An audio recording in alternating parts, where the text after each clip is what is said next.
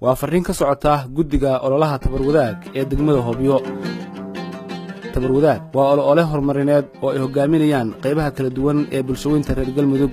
ololuhu wuxuu farayaa dadweynaha reer Galmudug inay u midoobaan horumarinta deegaanadooda iyagoo isku horumarinaya jeebkooda.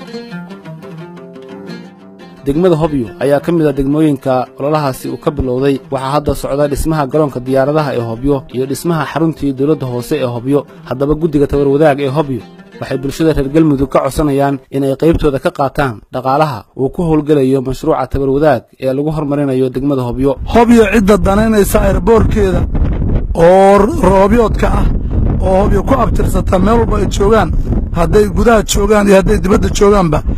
dadka gudaha jooga waxay bilaabeen kaalintoodii boqolkiiba 50 way shubeen.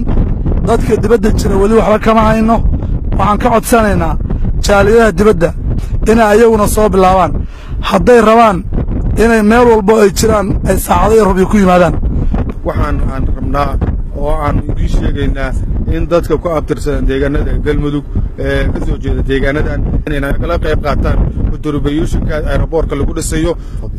waxaan baaq u jeedinayaa dhammaan inta ku abtirsatay Galmudug iyo Hobyo shacabkeeda deegaan ahaan ka soo jeeda. waxaan idinka codsanaynaa inaad naga caawisaan horumarinta degmada Hobyo. waxaan doonaynaa hiil bay u baahan tahay inaad ugu hiilisaan barnaamijka tabarwadaag oo ah mid bilow u ah nolosha dhabta ahayd ee Hobyo aan la doonayna.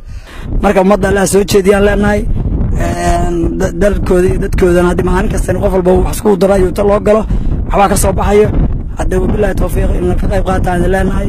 haddaba guddiga tabarwadaag ee Hobyo waxaad tabarucaadaada dhaqaale ugu diri kartaa akoonnada kuu muuqanaya. wixii faahfaahin intaasi dheerna waxaad kala xiriiri kartaa taleefannada shaashadda ka muuqda.